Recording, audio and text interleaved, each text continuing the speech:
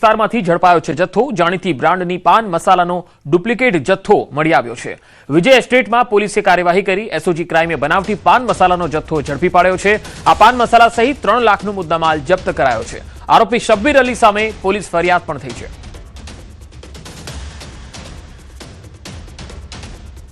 ગીર સોમનાથના કોડીનારના આલીદર ગામે ડીઝલ ખરીદવા ખેડૂતોની લાંબી કતારો જોવા મળી। છેલ્લા 2 દિવસથી પંપ પર ડીઝલ ખાલી થઈ જવાથી ખેડૂતોની મુશ્કેલી ખૂબ વધી છે। આજે ડીઝલની ગાડી આવતા વહેલી સવારથી જ કેન અને ટ્રેક્ટરો સાથે ખેડૂતો ડીઝલ પંપ પર કતારોમાં જોવા મળ્યા। ખાતરમાં ભાવ વધારો અને હવે ડીઝલ ન મળતા ખેડૂતો પરેશાન છે। ખેડૂતોએ કહ્યું, ખેતી કરવી તો કઈ રીતે?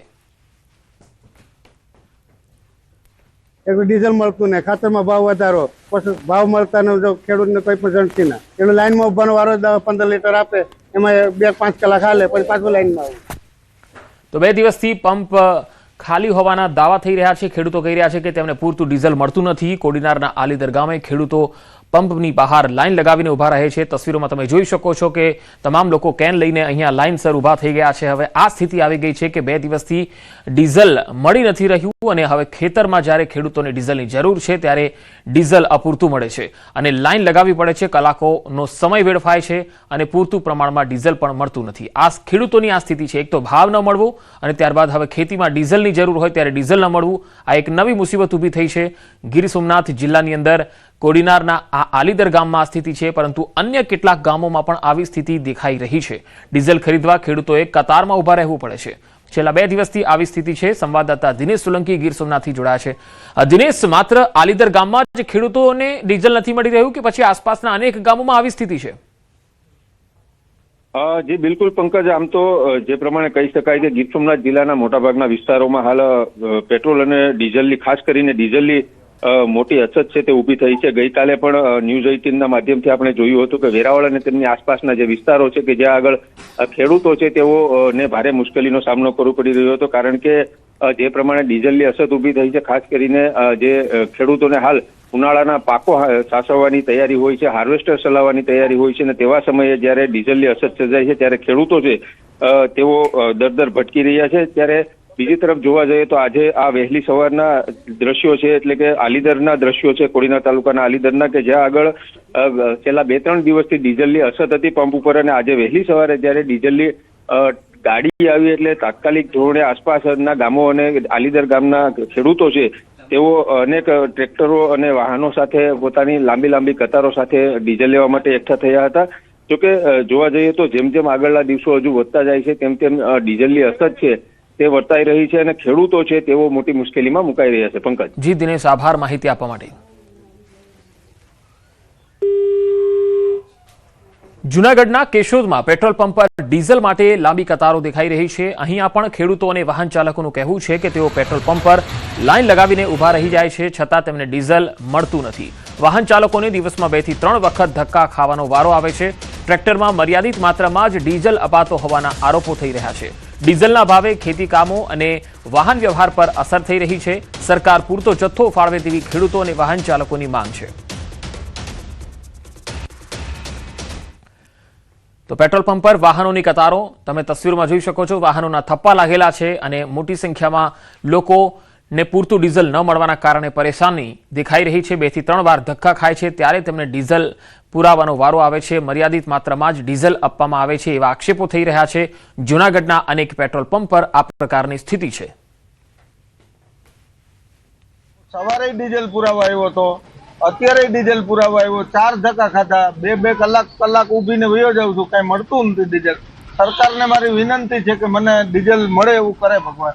પણ જો તમે અત્યારે જો તો લાઈન ઘણી છે, પણ મેન તો ઉદ્દેશ્ય એવું છે કે અત્યારે ખેતીવાડીની સિઝન છે, બરાબર, તો જે ખેડૂતો હેરાન થાય છે કે પૂરતું ડીઝલ મળતું નથી, બરાબર, તો અને મહિના દિવસ પછી એ લોકોને સિઝન હોય, બરાબર, તો એના માટે પૂરતો જથ્થો મળી રહે ને। હું અત્યારે અહીંયા ડીઝલ ભરાવવા આવ્યો છું અને લાઈનમાં ઊભો છું। અમારે અત્યારે ખેતીના કામકાજમાં તલ અને ખેતીનું હાર્વેસ્ટિંગ કરવાનું હોય અને નવા ચા નાખવા, ખાતર વાવવું, વરસાદ માથે આવી ગયો છે તો તે બધી તૈયારી કરવા માટે ડીઝલ મુખ્ય છે। બનાસકાંઠાના ધાનેરામાં પેટ્રોલ પંપ પર કતાર લાગી. મોડી રાત્રે પેટ્રોલ પંપ પર અહીંયા લાઈનો જોવા મળી. ખેડૂતો અને વાહન ચાલકોની પંપ પર કતારો લાગી. પેટ્રોલ પંપ પર પેટ્રોલ ડીઝલનો જથ્થો આવતા વેચાણ શરૂ થાય છે. લાંબી લાઈન થઈ જતા પંપ માલિકે પોલીસ બોલાવવી પડી હતી. મોડી રાત્રે જ ડીઝલ વેચાઈ ગયું. ખેડૂતો ડીઝલ માટે અલગ અલગ પંપ પર વલખા મારતા દેખાઈ રહ્યા છે. વસ્તી ગણતરી 2027 અન્વયે રાજ્યમાં સ્વગણતરી ઓનલાઈન પ્લેટફોર્મ શરૂ કરાયું. મુખ્યમંત્રી ભૂપેન્દ્ર પટેલે પોતાની નોંધણી કરાવી પ્લેટફોર્મનો ઔપચારિક પ્રારંભ કરાવ્યો.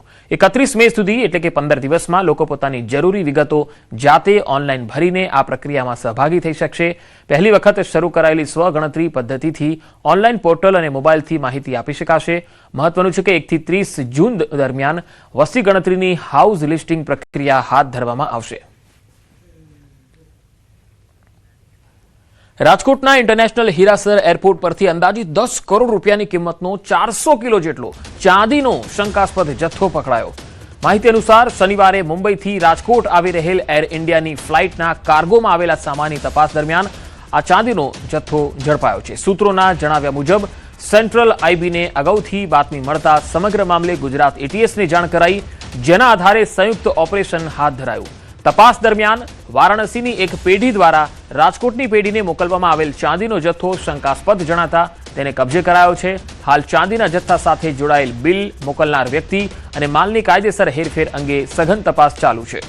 સૂત્રો અનુસાર 3 શંકાસ્પદ વ્યક્તિઓને પણ એટીએસને સોંપાયા છે. સમગ્ર મામલે સીજીએસટી અને ઇન્કમટેક્સ વિભાગ પણ તપાસ કરી રહ્યું છે. જો કે સેન્ટ્રલ આઈબી અને ગુજરાત એટીએસ દ્વારા હજુ કોઈ સત્તાવાર માહિતી જાહેર કરાઈ નથી.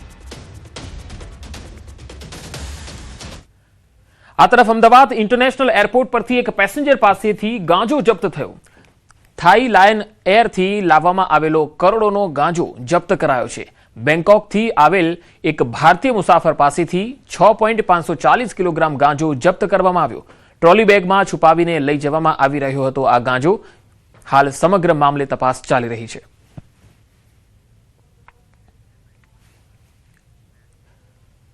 ગુજરાતના દરિયાકાંઠેથી એનસીબીનું સૌથી મોટું સફળ ઓપરેશન જેહાદી ડ્રગ્સ સિન્ડિકેટનો એનસીબીએ પર્દાફાશ કર્યો. ભારતમાંથી પહેલી વખત કેપ્ટાગોન ડ્રગ્સનો જથ્થો જપ્ત થયો છે. મુન્દ્રામાંથી કેપ્ટાગોન પાવડરનો મોટો જથ્થો કબજે કરાયો છે. એક કન્ટેનરમાંથી આશરે 196.2 કિલો કેપ્ટાગોન પાવડર મળી આવ્યો. ઘેટાના ઊનના કન્ટેનરની આડમાં થતી હતી ડ્રગ્સની હેરાફેરી. કેસમાં સંડોવાયેલ સિરિયન નાગરિકની પણ ધરપકડ કરાઈ છે. વિઝા પૂરા થયા બાદ પણ ભારતમાં ગેરકાયદેસર રહેતો હોવાનું ખુલ્યું છે. નવી દિલ્હીમાં નેબસરાઈમાં ભાડેથી રહેતો હતો આરોપી. 11 મેના રોજ આરોપીના ભાડાના ઘરમાંથી કેપ્ટાગોન ટેબ્લેટ્સ મળી. આરોપીના ઘરમાંથી 31.5 કિલો કેપ્ટાગોન ટેબ્લેટ્સ મળી આવી, જેને કમર્શિયલ ચપાતી કટિંગ મશીનમાં કાળજીપૂર્વક છુપાવી હતી. આ ડ્રગ્સનો જથ્થો ભારતમાંથી સાઉદી અરેબિયા મોકલવાનો હતો. નવી દિલ્હી અને કચ્છ બંને જગ્યાએથી રૂપિયા 182 કરોડનો કુલ 227.7 કિલો કેપ્ટાગોન ટેબ્લેટ અને પાવડરનો જથ્થો જપ્ત કરાયો છે. આંતરરાષ્ટ્રીય ડ્રગ્સ નેટવર્ક હવાલા અને લોજિસ્ટિક મામલે એનસીબીએ શરૂ કરી ઊંડાણપૂર્વક તપાસ. તો આ સમગ્ર મામલે દેશના ગૃહમંત્રી અમિત શાહે પણ એનસીબી ટીમને અભિનંદન આપ્યા. સોશિયલ મીડિયા સાઇટ એક્સ પર પોસ્ટ કરીને અભિનંદન આપતા કહ્યું કે એનસીબીએ ઓપરેશન રેજપિલને સફળતાપૂર્વક પાર પાડ્યું છે. ડ્રગ્સ સામે ઝીરો ટોલરન્સ પ્રત્યે અમારી પ્રતિબદ્ધતા છે. દેશમાંથી જતા ડ્રગ્સના એક ગ્રામ પર કડક કાર્યવાહી થશે. ભારત ડ્રગ ટ્રાફિકિંગ અને ડ્રગના દુરુપયોગને રોકવા કટિબદ્ધ છે. ગુપ્ત માહિતી શેરિંગ, ડ્રગ કિંગપિન્સના પ્રત્યાર્પણ અને નાર્કો આતંકવાદ સામે સંકલિત કાર્યવાહી યથાવત રહેશે. ડ્રગ્સ ટ્રાફિકિંગ અંગે આંતરરાષ્ટ્રીય સહયોગને મજબૂત કરવા માટે અમે પ્રતિબદ્ધ છીએ. તો અમિત શાહે પણ એનસીબીની ટીમને અભિનંદન આપ્યા. એનસીબીનું ઓપરેશન રેજપિલ હિંસક પ્રવૃત્તિઓ માટે ખાસ કરીને જે આ દવા છે તેનો ઉપયોગ થતો હોય છે. જાતીય કાર્યક્ષમતા વધારવા માટે પણ તેનો ઉપયોગ થાય છે. આ ડ્રગ્સ અને આ દવા ખાવાથી થાક ઓછો લાગે છે, અચાનક એનર્જી શરીરમાં આવવા લાગે છે. ડ્રગ્સ સાથે એક સિરિયન નાગરિક પણ પકડાયો છે જે આ ડ્રગ્સ લઈને આવતો હતો. હાલ સમગ્ર મામલે આગળની તપાસ ચાલી રહી છે.